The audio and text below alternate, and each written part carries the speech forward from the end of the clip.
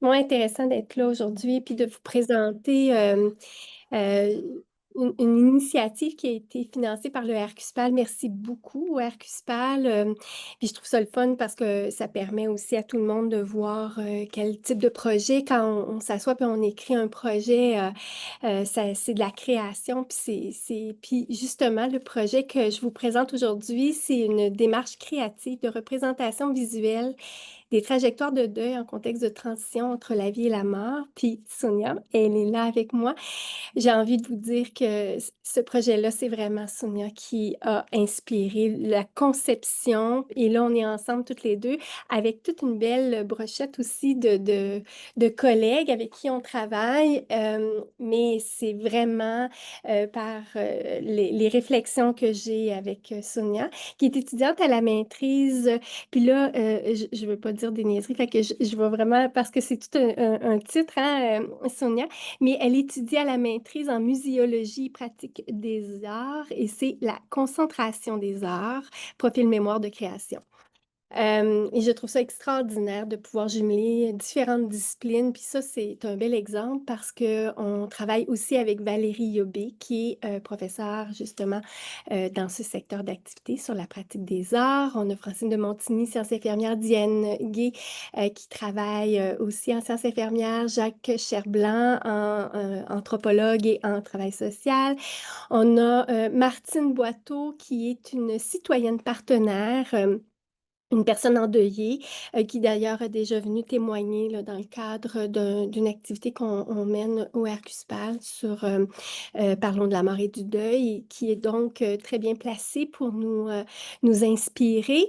Et Madame Sylvie Le Goupy, qui est une photographe et cinéaste, qui réalisatrice, qui donc a une expertise beaucoup poussée par rapport à tout ce qui est photographie sonore des relations avec les personnes en soins palliatifs. Donc, on a eu beaucoup de plaisir à créer ce projet-là qui, c'est vraiment le fun de vous en faire un petit bilan parce que ça permet de voir aussi qu'on est dans les temps d'un projet qui est donc mené sur 2 ans.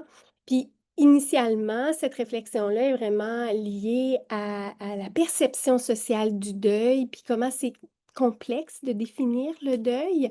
Puis en contexte de soins palliatifs, on a toujours, tendance même à penser que parce qu'on c'est un décès attendu, que ça va peut-être être plus facile et je pense que, beh, le projet est né de cette réflexion à quel point c'est complexe de définir ce que c'est, dans le temps. Puis que chaque histoire est donc teintée par un monde qui est vraiment difficile à percevoir et c'est un peu, l'objet aussi, par exemple, des métaphores, comment on peut décrire, cette expérience de vie, qui est pas banale. Puis on sait que les personnes endeuillées, quand ils vont, ils nous quand on les rencontre en recherche, ils nous en parlent à quel point, c'est des expériences qui autour d'eux, elle est banalisée et c'est souvent même par les proches qui, eux aussi, vivent, le même deuil qu'eux. Fait qu'on arrivait à cette conclusion, hein, que le deuil, c'est des trajectoires qui sont multivariées, puis qu'il existe autant de trajectoires que de personnes endeuillées. Et c'est à travers ces trajectoires, étudier vraiment, les différentes façons de décrire le deuil, comment c'est vécu. On c'est le projet est vraiment né de ça.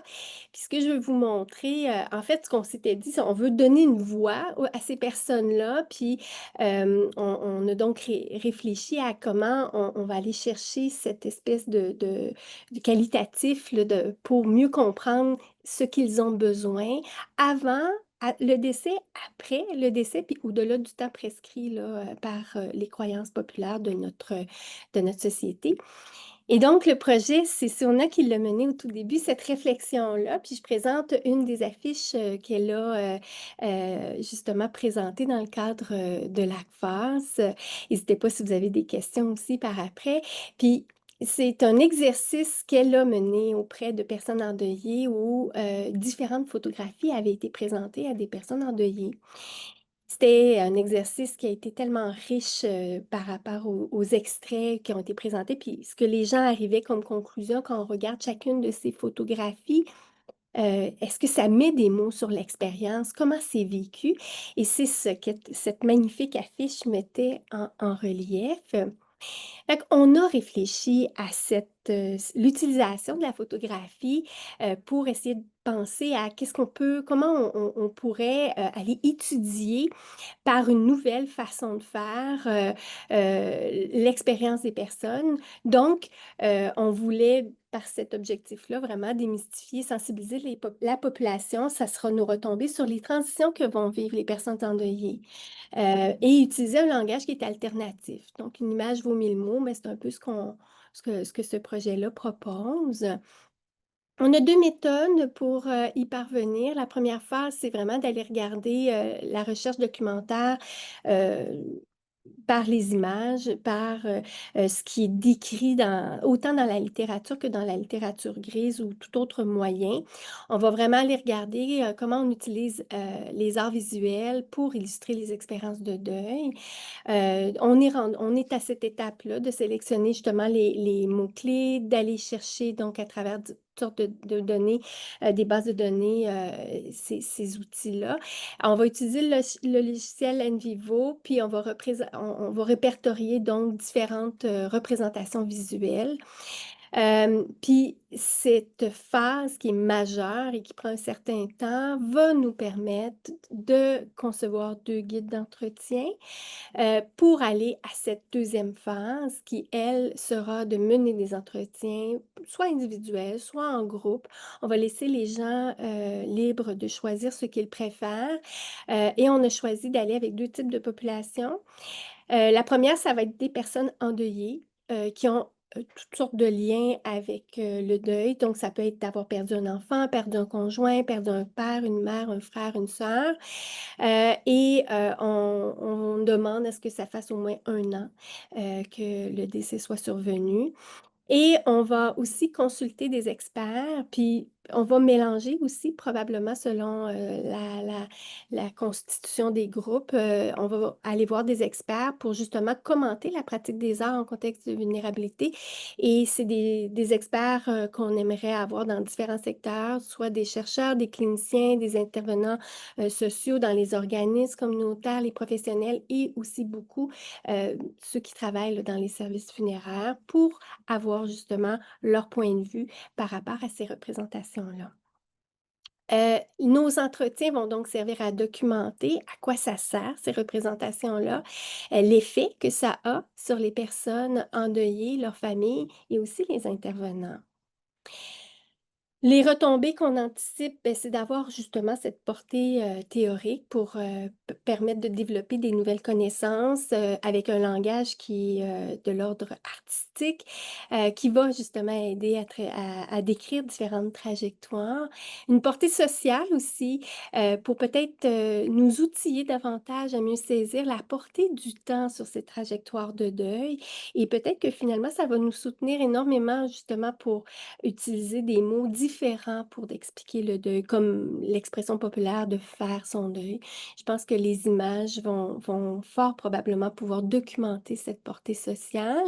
Au niveau de la recherche et d'initier donc d'autres projets qui vont justement innover par d'autres types de méthodes de ce qu'on veut, proposer. Puis il y a certainement des retombées qu'on n'a pas encore anticipées parce que le projet est en cours. En ce moment, la première phase, elle est là. On l'anticipe jusqu'au mois de décembre pour justement, de continuer de documenter, ce qu'il y a dans, la littérature et dans la littérature grise. Nos accords éthiques sont en cours, ça devrait plus être très long.